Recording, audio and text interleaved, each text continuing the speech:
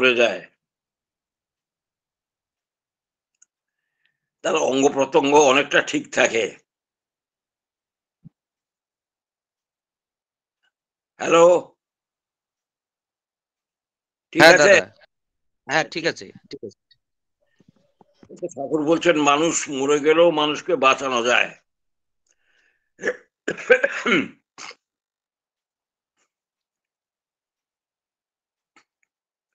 শ্রী শ্রী ঠাকুর পাবনাতে, কুষ্টিয়াতে নাম চিকিৎসালয় নাম দিয়ে মুমূর্ষু রোগীকে, মৃত রোগীকে বাঁচাবার কৌশল আবিষ্কার করেন। কুষ্টিয়াতে সেই জিনিসটার নাম হলো নাম চিকিৎসালয়। অর্থাৎ ওষুধের সাহায্যে মানুষ যেমন ভালো হয়, ঠাকুর বলেন নামের সাহায্যে মানুষ ভালো হতে পারে। এমনকি নামের সাহায্যে মৃত মানুষকেও বাঁচানো যায়। এটা একটা আশ্চর্যজনক ঘটনা, মৃত মানুষকে বাঁচানো যায়। ঠাকুর বললেন মানুষের যদি অঙ্গ প্রত্যঙ্গাদি সব ঠিক থাকে, মানুষের যদি হঠাৎ মারা যায়, কলেরা, সাপে কামড়ে বা অন্যান্য কোনো অসুখে যদি মারা যায়, যদি তার কোনো অঙ্গ ড্যামেজ না হয়ে থাকে, কিন্তু মানুষটা মারা গেছে, এমন যদি হয়, সেই সব লোককে বাঁচানো যায়। ঠাকুর ইংরেজিতে নাম দিলেন death is a curable disease. Death is a curable disease. মৃত্যু তো একটা আরোগ্যজনক ব্যাধি। ঠাকুরটা মৃত্যুটাকে মৃত্যু বলছেন না, বলছেন ব্যাধি। যুগান্তর পত্রিকাতে 14 জুন 1962 সালে একটা সংবাদ উঠেছিল, রাশিয়াতে মিস্টার উরি উরি বলে একজন, মিস্টার উরি কাশিরো নাম, রাশিয়ার বিজ্ঞানী নাম হচ্ছে মিস্টার ইউরি কাশিও। তিনি গাছ যখন অসুস্থ হয় তখন গাছ সাড়া দেয় অন্যরকম ভাবে। এটা তিনি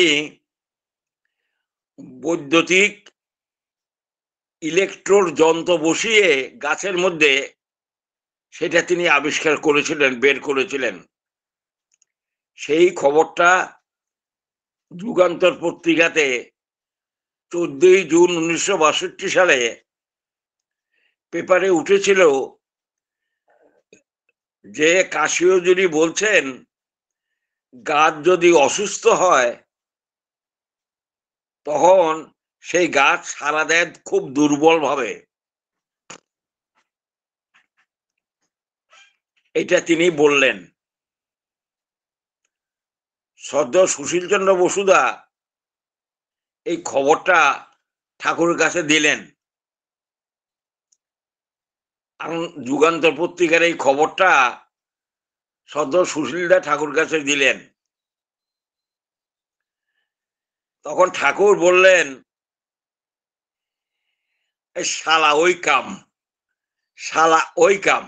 ওই কাম মানে এটা ভাইব্রেশনের সাহায্যে সেই মরা মানুষটাকে বাঁচানো যায়, তাই ঠাকুর বললেন। এটা রাশিয়া আবিষ্কার করে ফেলেছে। ঠাকুর সেটা যন্ত্রের মাধ্যমে আবিষ্কার করতে চেয়েছেন এবং সেজন্য তিনি কুষ্টিয়াতে নাম চিকিৎসালয় বলে একটা ঘরের মধ্যে উপরে টানিয়ে দিছে হেডিং নাম চিকিৎসালয়, অর্থাৎ মরা মানুষ সেখানে রেখে তার চারদিকে ৮-১০ জন লোক রেখে মরা মানুষটাকে স্পর্শ করে অনবরত যদি নাম করে,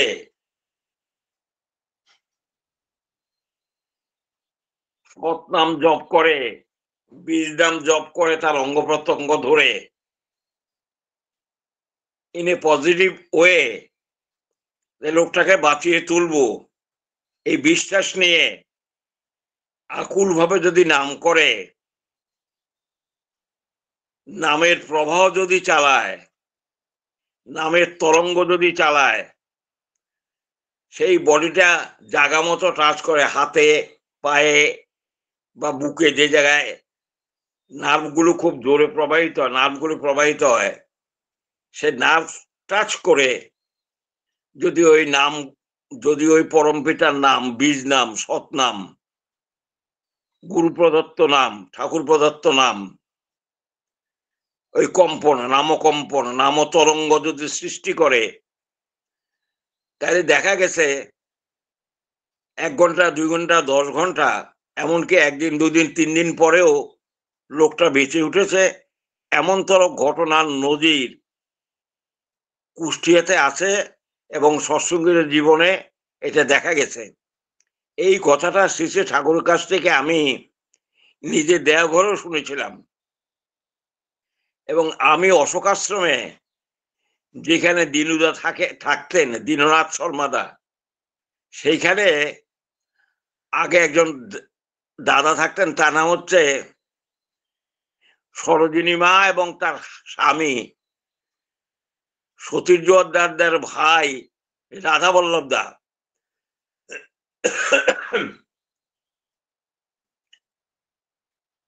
অরুণ জোয়ারদারদার বাবা থাকতেন।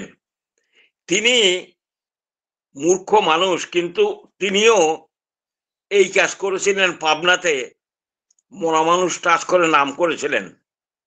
ঠাকুর তার কাছে বহু লোককে পাঠাইছেন, আমিও তার সাথে সাক্ষাৎ করেছিলাম।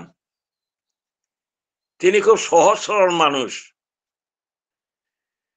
নাম যজ্ঞের সাহায্যে, নামের সাহায্যে তিনি যে লোকরে ভালো করেছেন, তারা কতিপয় মিলে এই ঘটনা শোনার জন্য শ্রী শ্রী ঠাকুর তার কাছে অনেক লোককে পাঠিয়েছেন। রাধারমন জোয়ারদারদা, সতী জোয়ারদারদার ছোট ভাই, অশোক আশ্রমে থাকতেন। 1950, 51, 52-তে আমি দেখেছি, ওনাকে জানি।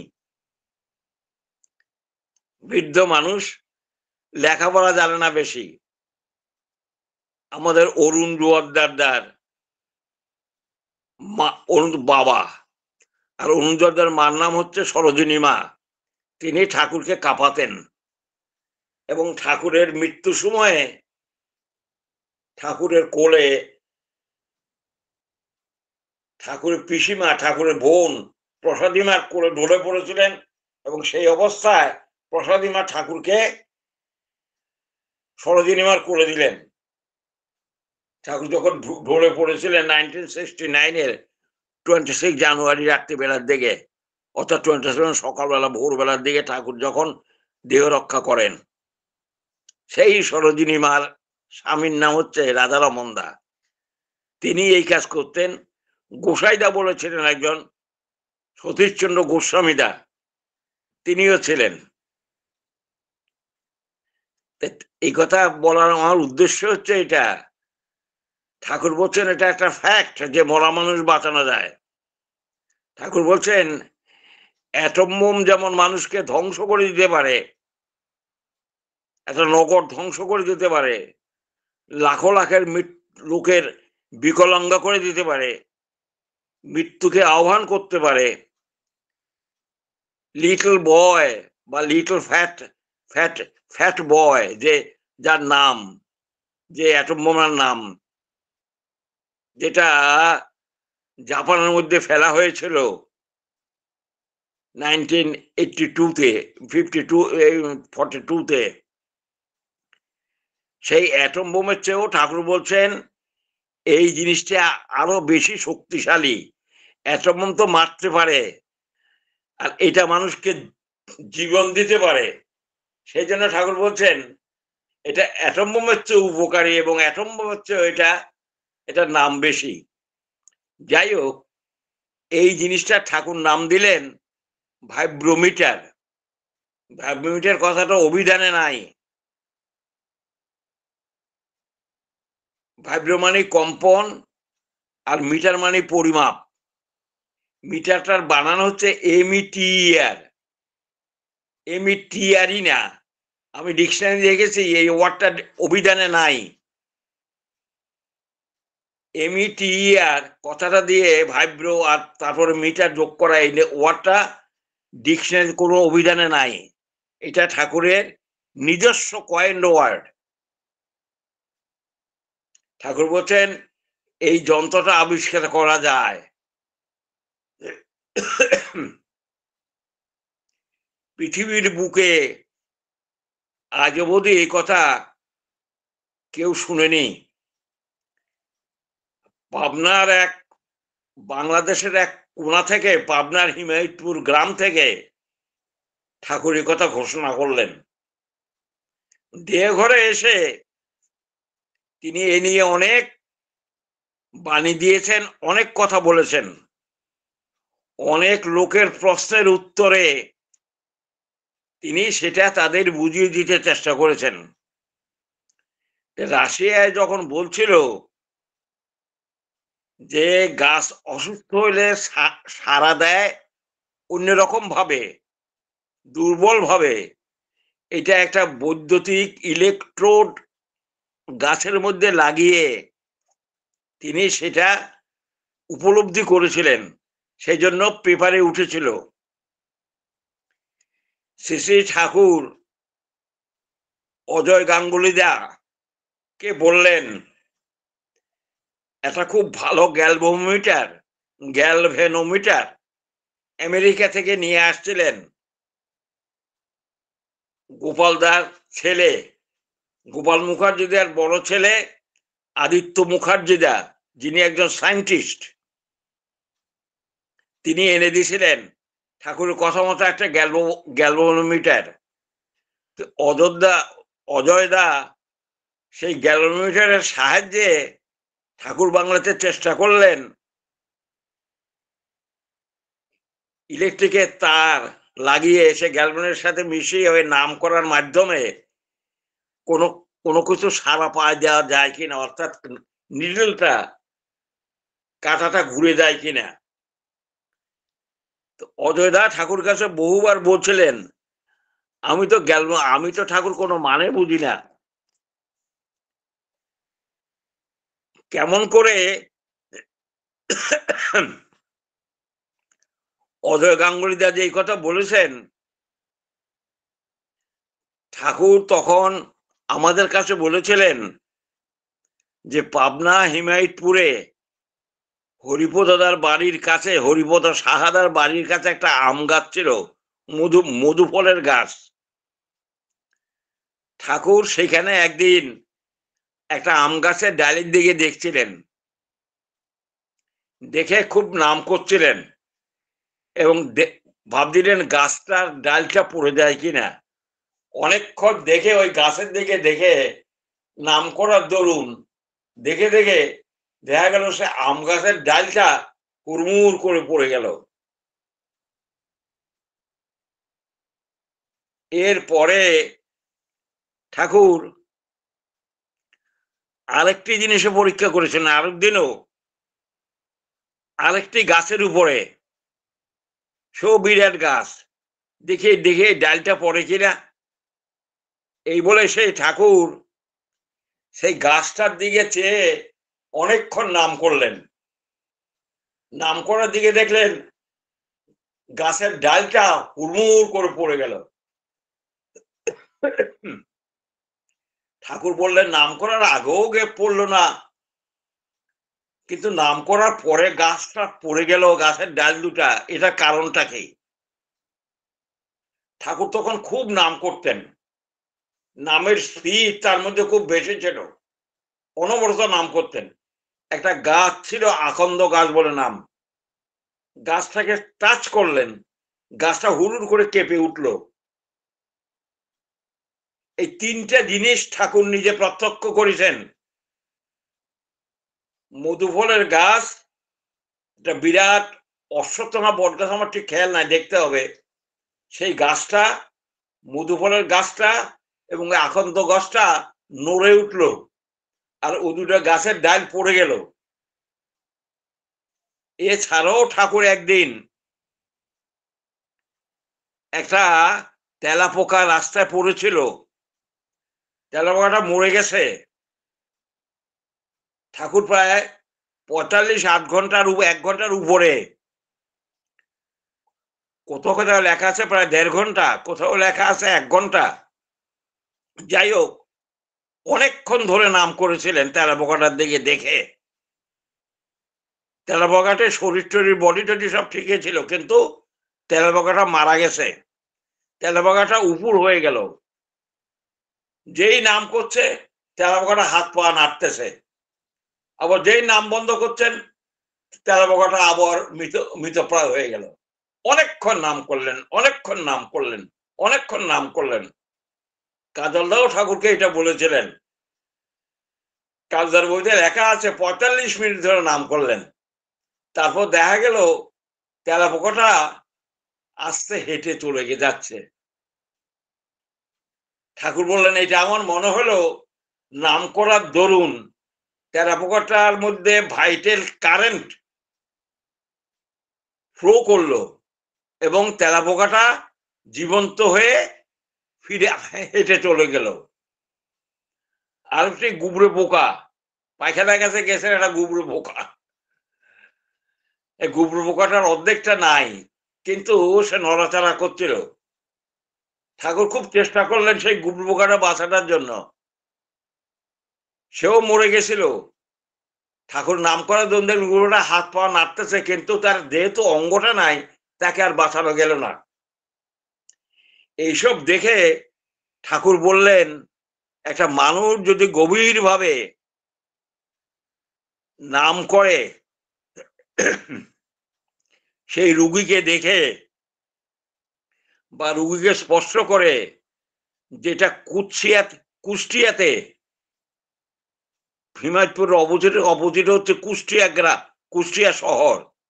সে কুষ্টিয়াতে দোতলায় ঘরে মরা মানুষকে রেখে এইভাবে নাম করা হতো, এবং ঠাকুর এটা উপলব্ধি করেছিলেন এবং এক্সপেরিমেন্ট করেছিলেন যে মরা মানুষ কয়েকজন বেঁচে গেছে এবং মুমূর্ষ লোকও ভালো হয়ে গেছে। ইট ওয়াজ টেস্টেড। এই জিনিস থেকে ঠাকুর বললেন যে আমার মনে হয় মানুষের মধ্যে যদি ভাইটাল ফোর্স অ্যাপ্লাই করা যায় তাহলে মানুষগুলো বেঁচে উঠতে পারে। ঠাকুর অজয়দাকে বলছিলেন যে ভাইব্রেশনের সম্বন্ধে আমি তো কিছু বুঝি না। ঠাকুর, তুই না বুঝিস, তোকে আমি আবার বলবো, চেষ্টা করব তোকে বলতে, তোকে বুঝাইতে। কত লোক যে ঠাকুরের কাছে আসলেন, ঠাকুর বলছেন এটা বের করা যায়, এটা আবিষ্কার করা যায়, তোমরা আমাকে জিজ্ঞাসা করো, আমাকে জিজ্ঞাসা করো, আমাকে জিজ্ঞাসা করো, আমি আবার বলবো, আবার বলবো, আবার বলবো।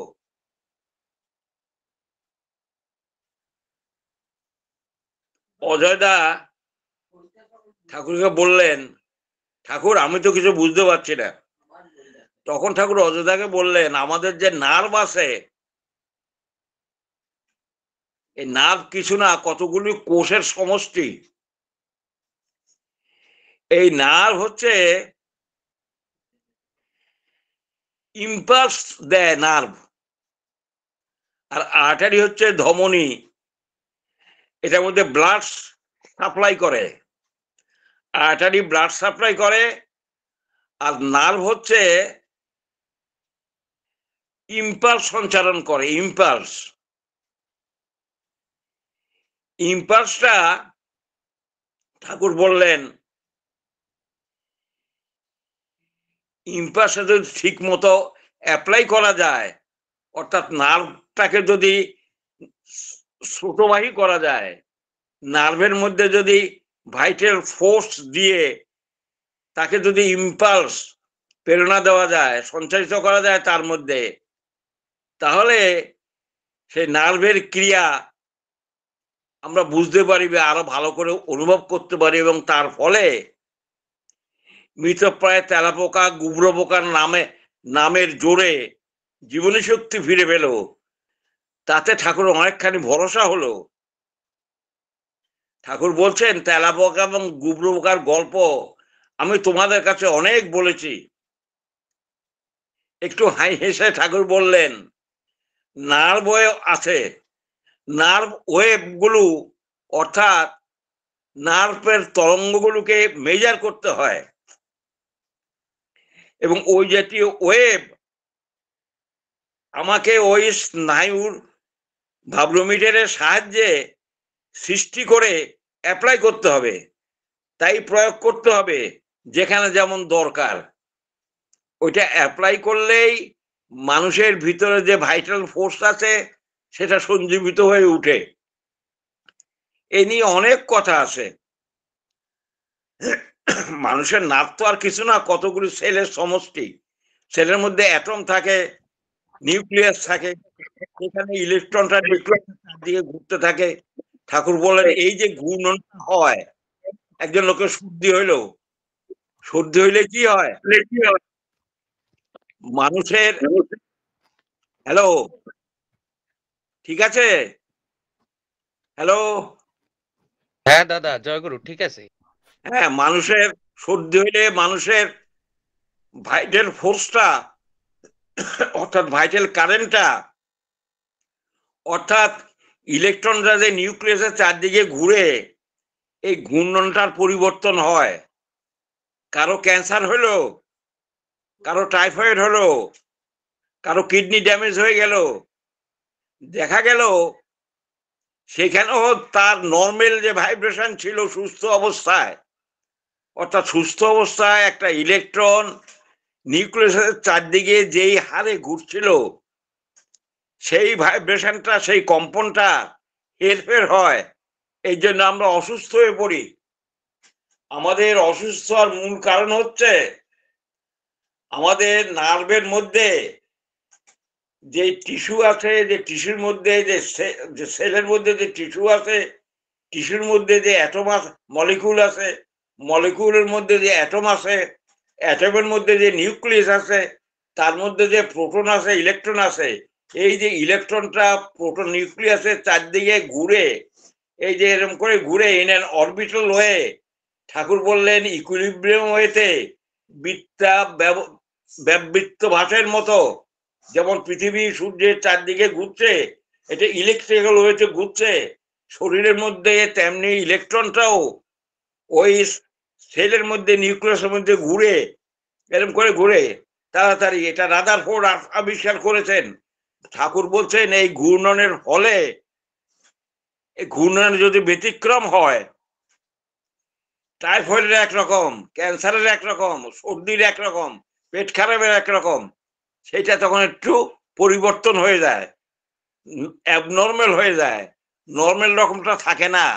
ঠাকুর শ্রী অনুকূলচন্দ্র বলছেন, তুমি যদি নর্মাল ভাইব্রেশনটা অ্যাপ্লাই করতে পারো, তখন ওই সূক্ষ্ম জিনিসের উপরে, ওই নার্ভের উপরে, এবং সেটা যদি গভীরভাবে মনোযোগের সহিত করো এবং একান্ত অনুরাগ নিয়ে, তাহলে সেই নাম তরঙ্গ, নাম শব্দটা শরীরের ভিতরে প্রবেশ করে নার্ভের মধ্যে দিয়ে, ওই সেলের মধ্যে দিয়ে গিয়ে, ইলেকট্রনের মধ্যে গিয়ে সেখানে সেটা চেঞ্জ করে দেয়।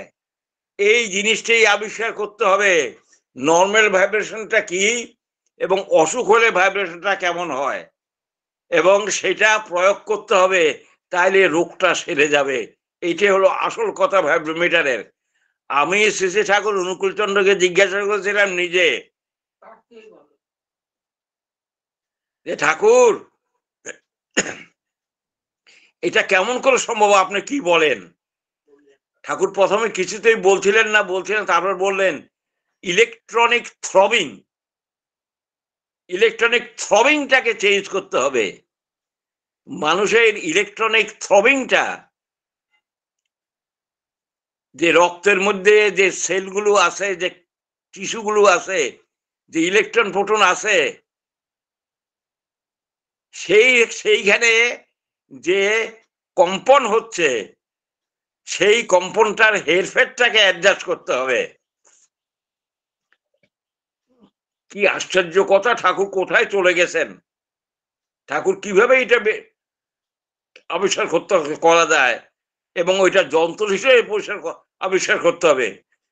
ঠাকুর প্রায় 60,000 টাকা, 56,000 না কত টাকা আমার লেখা আছে খাতাতে, টাকাটা দিয়েছিলেন আদিত্য মুখার্জিদাকে। তুমি যখন ফরেনে যাচ্ছ, তোমাকে টাকা পাঠাচ্ছি, দিচ্ছি আমি, তুমি গিয়ে চেষ্টা করো এটা বের করা যায়। দুঃখের বিষয়, ঠাকুর কাছে যদি আদিত্য দা, আমার বিশ্বাস, যদি ভালো করে জিজ্ঞাসা করতেন, ভালো করে প্রশ্ন করতেন, সেরকম অনুরাগ নিয়ে ওটাতে লেগে থাকতেন, সেই জিনিস নিশ্চয়ই আবিষ্কৃত হতে পারত।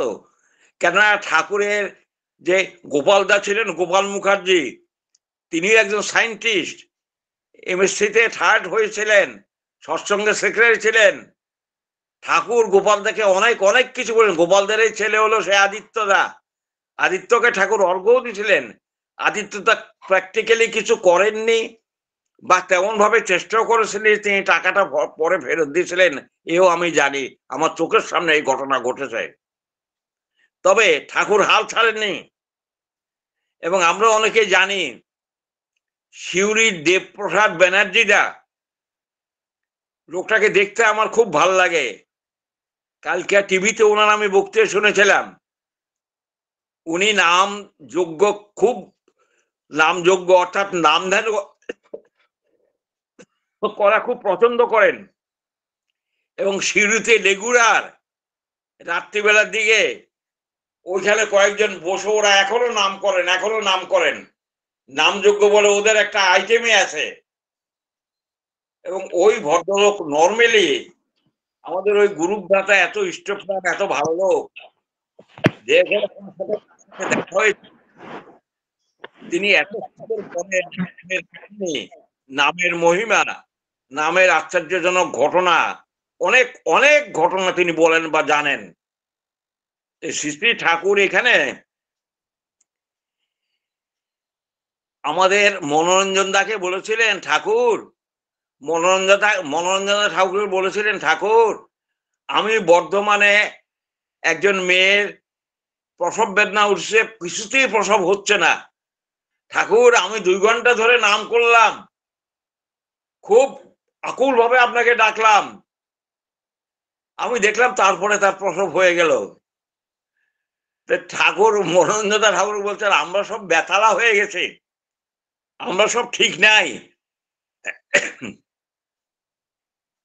শেষে ঠাকুর তখন মনোরঞ্জনকে বলছিলেন, আমরা বেতালা হয়ে গেছি অনেক আগে থেকেই, কিন্তু নিষ্ঠা থাকলে সবকিছুই সহজে হয়ে উঠে, নতুবা স্ক্যাটার হয়ে যায়। ঠাকুর মনোরঞ্জন দাকে বর্ধমানের এই কথা বলেছিলেন। সুতরাং প্রফুল্ল কুমার দাস একবার জামতারা গেছিলেন, খুব অসুস্থ হয়ে পড়ছিলেন, কেউ লোকজন নাই, সেবা করে আর কেউ নাই। ঠাকুরকে মনে মনে রাখছেন, এ কি অসহায় অবস্থা আমার। প্রফুল্ল দা তখন কম্বল গায়ে সেই জামতারাতে বসে এক এক এক ঘরের মধ্যে ঘন্টা 2 ধরে প্রচন্ড নাম করলেন। সকালবেলা উঠে তিনি দেখতে পেলেন তার শরীরের জ্বর টর সব কমে গেছে। নামের জাদু, নামের মহিমা। ঠাকুরের যদি সবচেয়ে বেশি অবদান কিছু থেকে থাকে, অবদান, সেটা হলো এই সৎনাম, এই বীজ নাম, তার প্রদত্ত সৎনাম। এই সৎনামেই হচ্ছে একটা শব্দ, এই সৎনামে হচ্ছে in the beginning there was logos, in the beginning there was word, word was logos, word was God. এই সৎনামকেই আমরা বলি বীজ নাম, এই সৎনামকেই আমরা বলি ভাইব্রেশন। এই সৎনামকেই আমরা জপ করি। আমরা যে নাম করি সে নামটা আর কিছু না, একটা কম্পন, একটা সৎনাম, একটা বীজ নাম। এই বীজ নামের মধ্যে দিয়ে আমাদের শরীরের যে রক্তগুলো আছে, যেটা নার্ভের মধ্যে দিয়ে প্রবাহিত হয় শরীরের মধ্যে, সেই রক্তগুলির মধ্যে যে আয়রন আছে, রক্ত নার্ভের মধ্যে, নার্ভের মধ্যে দিয়ে যে রক্ত প্রবাহিত হয়, এই রক্তের মধ্যে যে আয়রন গুলো আছে, সে আয়রন গুলো নর্থ পোল সাউথ পোল অর্থাৎ অ্যাডজাস্টেড হয়। ঠাকুর বলেন অ্যাডজাস্টেড হয়। তবে স্বাস্থ্য, আমি জিজ্ঞাসা করলাম স্বাস্থ্যবান যে যার রক্ত ভালো ফ্লো করে তার তো বোধ হবে অনেক বেশি, তাহলে হবে না, অ্যাডজাস্টেড হওয়া চাই। লাল বাহাদুর শাস্ত্রীর ব্লাড আর একটা কুলির ব্লাড, এই দুটা ব্লাডের মধ্যে পার্থক্য আছে, যদিও উপর দিয়ে রকমটা দেখা যায় লাল, কিন্তু অ্যাডজাস্টেড কতখানি। ঠাকুর বলছেন অ্যাডজাস্টেড হওয়া চাই। যেমন একটা লোহাকে, যার মধ্যে কোনো চুম্বকত্ব নাই, যার মধ্যে চুম্বক আছে, তাকে যদি আপনি সেই লোহাটাকে রেখে, যার মধ্যে চুম্বকত্ব নাই, ঠিক ঠিক মতো ঘুরানো যায়, দেখা লোডস্টোন দিয়ে, লোডস্টোন ঠাকুর বলেন লিড স্টোন, যেটা সেই লোডস্টোনের মধ্যে সবচেয়ে একটা আকর্ষণ থাকে, ম্যাগনেটিক পাওয়ার থাকে, ও দিয়ে যদি আপনি ওটার মধ্যে ঠিক প্রপারলি ঘুরান, তাহলে দেখা যায় যে লোহার টুকরোটাও ম্যাগনেটাইজড হয়ে গেছে। আমরা অনেক সময় কথায় বলি লোকটার ম্যাগনেটিক পার্সোনালিটি। ম্যাগনেটিক পার্সোনালিটি মানেই হচ্ছে তার অতখানি ব্যক্তিত্বময়, আকর্ষণময়, আকর্ষণযুক্ত ব্যক্তিত্ব। শ্রী শ্রী ঠাকুরকে দেখলে এত ভালো লাগে কেন?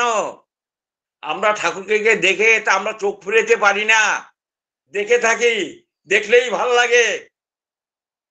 তার মধ্যে ম্যাগনেটিক পার্সোনালিটি আছে। চৈতন্যদেবের মধ্যে ম্যাগনেটিক পার্সোনালিটি ছিল, রসুলের মধ্যে ছিল। এরকম মহাপুরুষ যারা, তারা ম্যাগনেটিক পার্সোনালিটি ভরপুর। সাধারণ মানুষের মধ্যেও ম্যাগনেটিক পার্সোনালিটি আছে, যাকে দেখলে ভাল লাগে।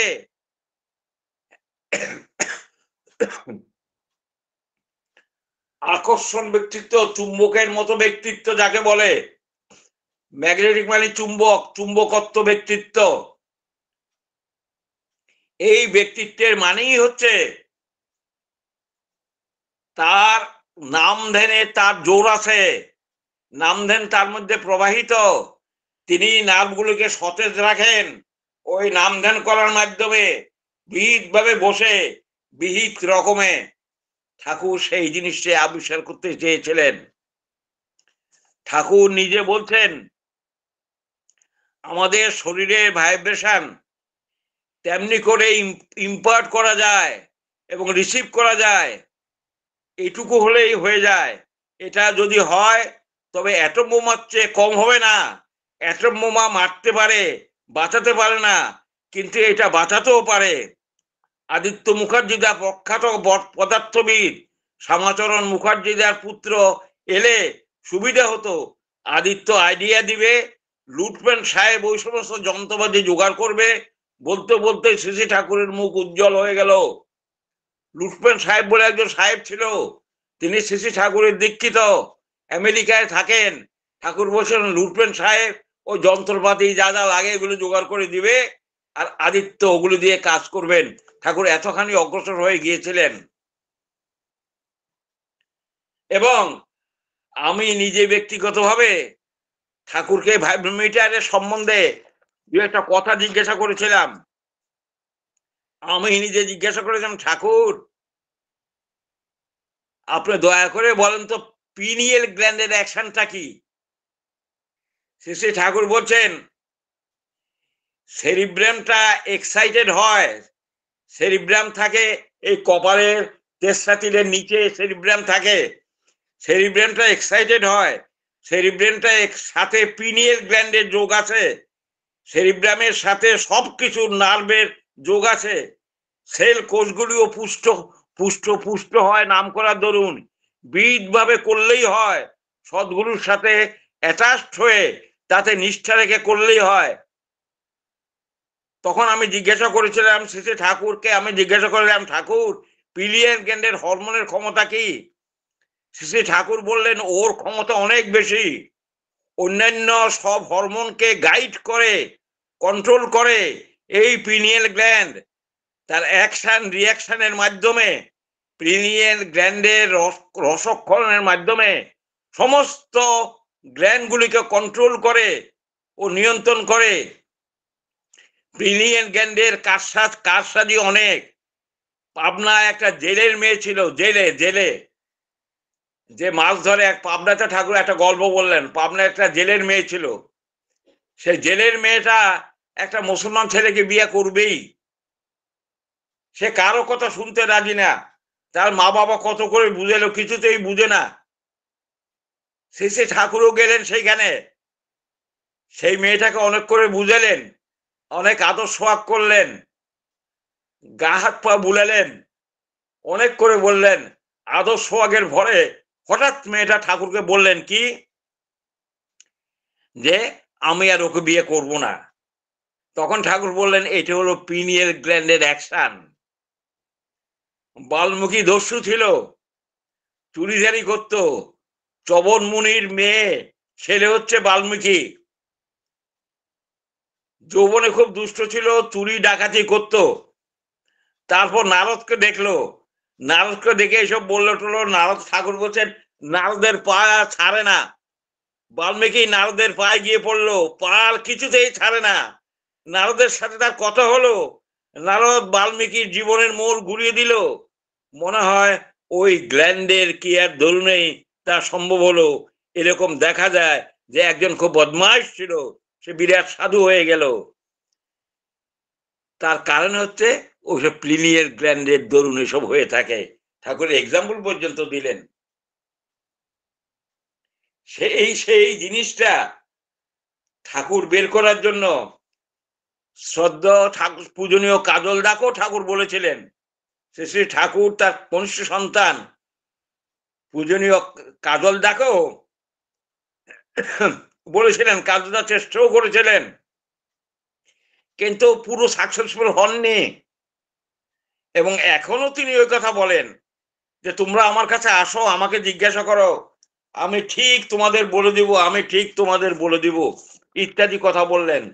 এইভাবে ঠাকুর, আমরা দেখেছি কেউ অসুস্থ হয়ে গেছেন, ঠাকুর হয়তো একটা ওষুধ ফর্মুলা বললেন, সে ওষুধটা না বলে হয়তো প্রিভেন্টিনা, অদ্ভুত ওষুধ।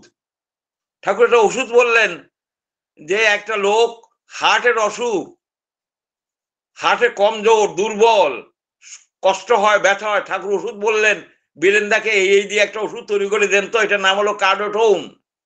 দেখা গেল হার্টের পক্ষে ওইটা একটা টনিক, অসম্ভব ভালো ওষুধ। পর্ণাস পঞ্চক, অ্যাজামঞ্জিত, নিম্বমনিষ্ঠা কষায়, এইসব ওষুধগুলো যে ঠাকুর বললেন বেরোলো সৎসঙ্গ রসনা মন্দির থেকে। তখন তো ল্যাবরেটরি ছিল না, বীরেন্দা একমাত্র একটা দাঁড়িয়ালা লোক, বেটে মতো লোক, তাকে বলতেন এই করেন, এইভাবে করেন। আউট অফ নেসেসিটি, প্রয়োজনের তাগিদে সেগুলি গড়ে উঠেছিল।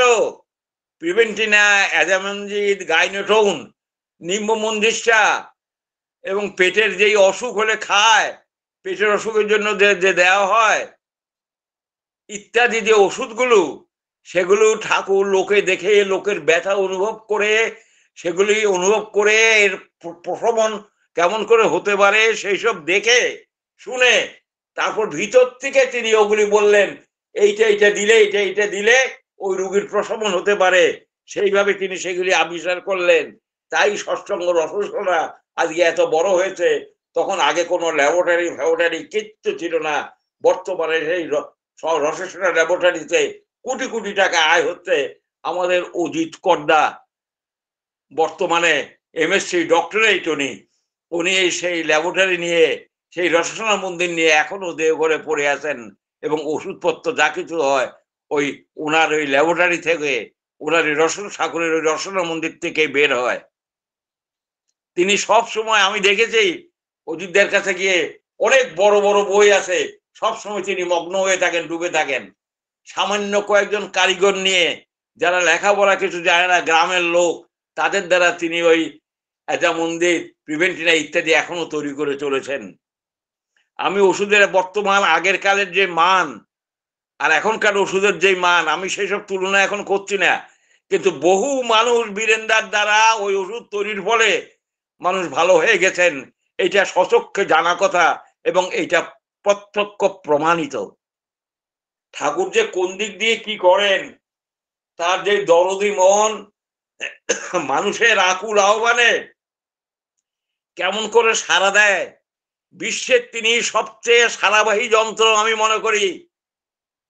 কোথায় স্টিমার ডুবে যাচ্ছে, মানুষ হাউ হাউ করছেন, গড গড, ঈশ্বর ঈশ্বর, আল্লাহ আল্লাহ বলে চিৎকার করছেন, ঠাকুর ওই বড় থেকে হাতটা তুললেন, এটা আশ্চর্য মনে হবে আমাদের কাছে।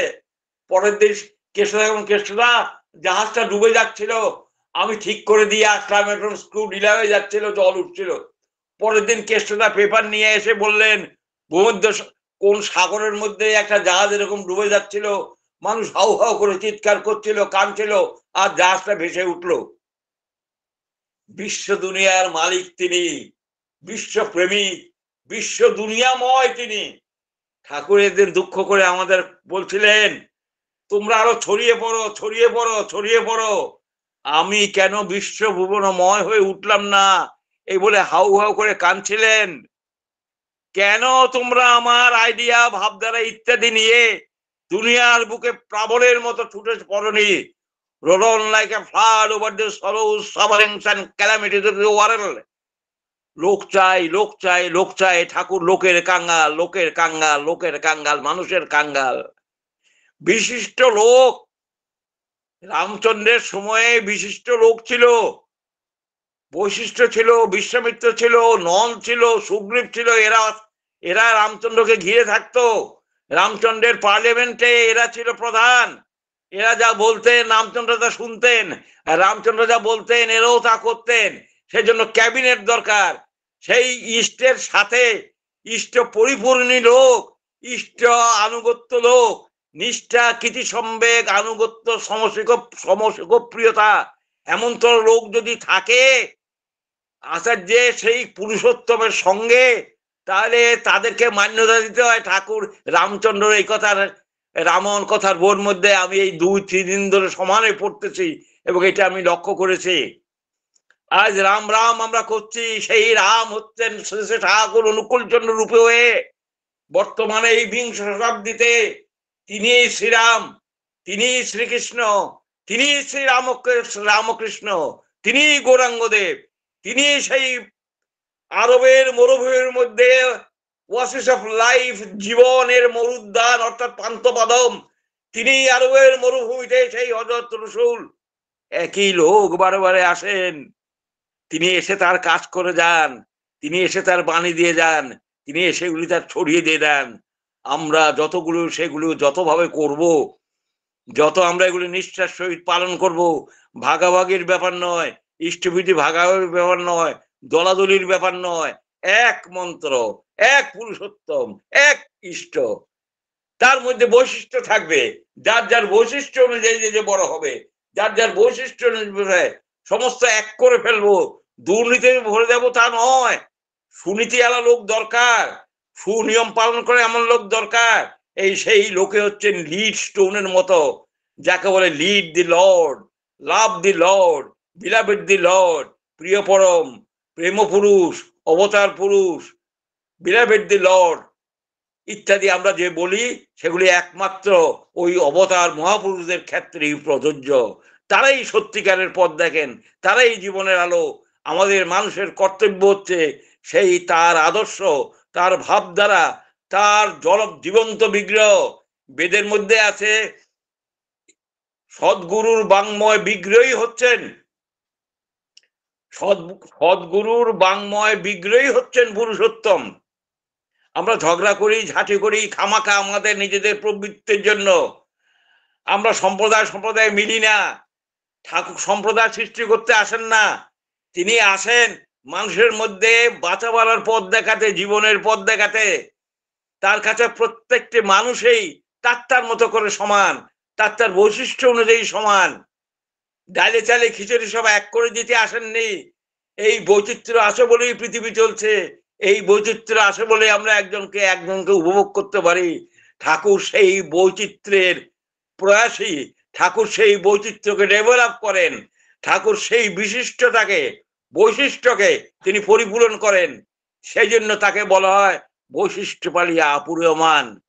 সেই ঠাকুর দাদা আপনার আমার সকলের দেবতা, সকলের গুরু। আমরা সেই ঠাকুরকে অনুসরণ করি, ঠাকুরকে মাথায় নিয়ে চলতে চাই। ওগো দয়াল, তুমি শক্তি দাও, তোমার প্রতি আমি নিষ্ঠা রাখবো। নিষ্ঠা আর কিছু না, নিষ্ঠাই মানুষকে বড় করে, নিষ্ঠাই বুদ্ধি আনে, নিষ্ঠাকেই বলা হয় ব্রহ্ম। ওই যে একান্ত নিষ্ঠা, একান্ত অনুরাগ, এই অনুরাগের ফলে বিবেকানন্দ কি করে ফেললেন, ওই অনুরাগের ফলে হনুমান কি করে ফেললেন। আমাদের কাপুরদা বলে এক দাদা ঠাকুরের কাছে গিয়েছিলেন, গিয়ে বললেন আমি তো দীক্ষা নিলাম, আপনি আমার পুনর্জন্ম হলো, আপনি আমাকে কিছু বলেন। ঠাকুর তখন তাকে বলছিলেন follow the footstep of Srikrishna, move in the way of Chanakya, but with active love and devotion like Hanuman. তুমি চাণক্যের তুমি ফলো দ্য শ্রীকৃষ্ণের ফুটস্টেপকে তুমি অবলম্বন করো, অনুসরণ করো। অর্থাৎ ঠাকুর বলতে চাচ্ছেন তুমি আমাকে অনুসরণ করো, মামেকং শরণং ভজ, আমাকে অনুসরণ করো, আমি যা বলি সেগুলি করো, এবং তোমার আকুলতা নিয়ে করো, আগ্রহ নিয়ে করো, তুমি মুভ করো প্রচন্ড বেগে, তুমি পৃথিবীর মধ্যে, তুমি জনসাধারণের মধ্যে, লোকালয়ের মধ্যে তুমি ছড়িয়ে পড়ো আমাকে মাথায় নিয়ে। কিন্তু তার মধ্যে থাকবে অ্যাক্টিভ লাভ, ইনডোমিটেবল, আনটোটারিং, আনরিপেলিং, অদম্য, অচ্যুত, অনর নিষ্ঠা, অনর ভালোবাসা। ওই ভালোবাসার মধ্যে তুমি দেখতে পাবা পরম পিতার দয়া, পরম পিতা তোমাকে কেমন করে জোয়াল দিচ্ছে, ঠেলে দিচ্ছে। দাদা এবং মায়েরা, নবদ্বীপবাসী, আসামের ভাইরা এবং যারা এইসব কথা শুনছেন, আমি শুধু একটা কথাই আমাদের বলছি, সেই গুরু, সেই পরম দেবতা, সেই পরম ঈশ্বর দৈবত তিনি, he has come from above, তিনি আমাদের মধ্যে এসে গেছেন মনমনি আকুল আহ্বানে। তার সমস্ত শরীর কম্পিত হয়ে উঠেছিল, তিনি সেই পরম পুরুষকে নিজের শরীরে ধারণ করেছিলেন। তিনি গর্ভধারিণী মা, পরম পিতার মহাজননী, মহাজননী তিনি মাতা মনমোহিনী দেবী, যার মাধ্যমে আমরা এই পুরুষোত্তমকে আমরা পেলাম। সেই পুরুষোত্তমকে বারবার প্রণাম করি, তাকে স্মরণ করি, তাকে মনন করি, তার যজন যাজন ইষ্টবিধি যাতে নিয়ে আমাদের দিয়ে গেছেন, যেটা ভক্ত লোকেরা, ইষ্টপ্রাণ লোকেরা প্রচার করছে, বলছে, সেই ভক্তদের প্রণাম করি। আসুন দাদা, আমরা প্রকৃত ভক্ত হয়ে উঠি ঠাকুরের, তাকে মাথায় নিয়ে চলি, তাকে সামনে রেখে চলি, তার নাম ধ্যানময় হয়ে চলি, সদাচার সম্পূর্ণ হয়ে চলি, নিরামিষ খাই, নামময় যেই জন সেই ভাগ্যবান।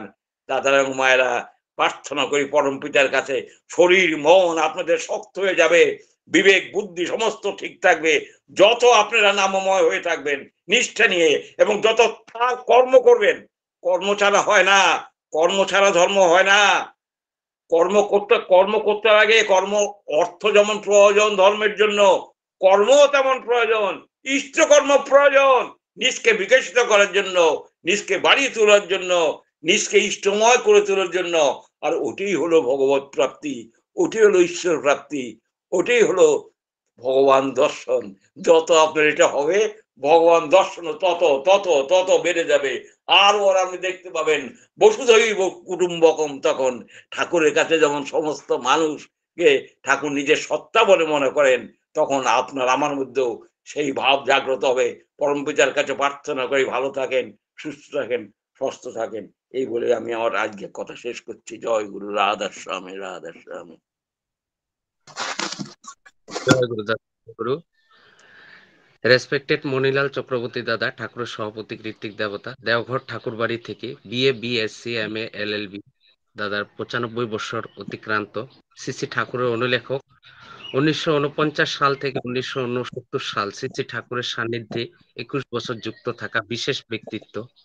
অমৃত কথা, কত কথা মনে পড়ে, সাক্ষাৎ দর্শনের ঘটনা আজকে আমরা শুনলাম সকলে মিলে।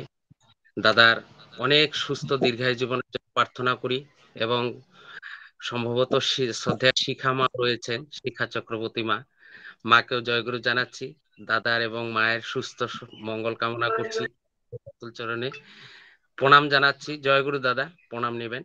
ভালো থাকবেন, সুস্থ থাকবেন, সবাইকে নিয়ে আনন্দে থাকুন, অনেক দীর্ঘায়ু হন, এইভাবে আমাদের সঙ্গে যুক্ত থাকুন দাদা। জয়গুরু। এত সময় আমরা কত কথা মনে পড়ে সাক্ষাৎ দর্শনের ঘটনা, আজ 14তম পর্ব দাদা থেকে শুনলাম অমৃত কথা। আমরা ধন্য হয়ে গেলাম। দাদা তো ভাগ্যবান, ঠাকুরের সঙ্গ করেছেন। আমরাও অনেক ভাগ্যবান যে দাদার অমৃত কথা দাদার থেকে আমরা শুনতে পাচ্ছি সবাই মিলে। দাদার অনেক সুস্থ দীর্ঘায়ু হোক, পরমপিতার আতুল চরণে এই প্রার্থনা করি আমরা সবাই মিলে। নবদ্বীপ সৎসঙ্গ বিহার পক্ষ থেকে দাদাকে ধন্যবাদ, কৃতজ্ঞতা জ্ঞাপন করছি, জয়গুরু জানাচ্ছি। এবং যত সাক্ষাৎ দর্শনের ঘটনা আছে আমরা সবাই মিলে সংকল্প করেছি দাদার থেকে পরপর সম্পূর্ণ শুনবো, এরকম একটা ভাব নিয়েছি। কোনো একটি শব্দ যাতে মিস না হয় ঠাকুরের, সেসব সব অমৃত কথা আমরাও শুনতে চাই। আমাদের যাদের যাদের সৌভাগ্য হয়নি ঠাকুর দর্শন করা, তারা যেন সবাই দাদার মাধ্যমে এই ঠাকুরের কথাগুলি শুনতে পায়, এই প্রার্থনা করি ঠাকুরের আতুল চরণে। উনি অনেক সুস্থ থাকুক, দীর্ঘায়ু হোক, এই প্রার্থনা করি। এখন আমাদের সময় হয়ে গেছে, তো তাই আমি শ্রদ্ধেয় ফণীধর নাথ দাদা, ঠাকুরের সভাপতি কৃত্তিক দেবতা, গুয়াহাটি আসাম থেকে, দাদাকে আমি 1 মিনিট কিছু বলে সঙ্গে সঙ্গে ধ্বনি দেওয়ার জন্য আহ্বান করছি। জয়গুরু দাদা। অলরেডি আমাদের 2 মিনিট ওভার হয়ে গেছে। জয়গুরু জয়গুরু দাদা, স্বীকার করে। জয়গুরু জয়গুরু। দাদা। আমি আমি এই যে মনিলাল চক্রবর্তী দাকে আমি প্রণাম জানাচ্ছি। তে উনাই যা যেরকম বলছে, যেরকম একটু অসাধারণ এক্সেলেন্ট আর অপূর্ব ইষ্ট আলোচনা আগবঢ়ালেন, আমি খুবই মুগ্ধ, কৃতার্থ। তো দাদাকে আমি পরম পিতার কাছে প্রার্থনা জানাই যেন দাদা সুস্থ থাকুন, আনন্দে থাকুন, শান্তিতে থাকুন, তাই আমি কামনা করছি। জয় গুরু। বন্দে পুরুষোত্তমম, বন্দে পুরুষোত্তমম, বন্দে পুরুষোত্তমম, বন্দে পুরুষোত্তমম, বন্দে পুরুষোত্তমম। বন্দে পুরুষোত্তমম। পরম প্রেমময় শ্রী শ্রী ঠাকুর অনুকূল চন্দ্র জি কি। জয়। পরম প্রেমময় শ্রী শ্রী ঠাকুর অনুকূল চন্দ্র জি কি। জয়। পরম প্রেমময় শ্রী শ্রী ঠাকুর অনুকূল চন্দ্র জি কি। জয়। পরম আরাধ্যা জগজ্জননী শ্রী শ্রী বড়মা কি। জয়। পরম আরাধ্য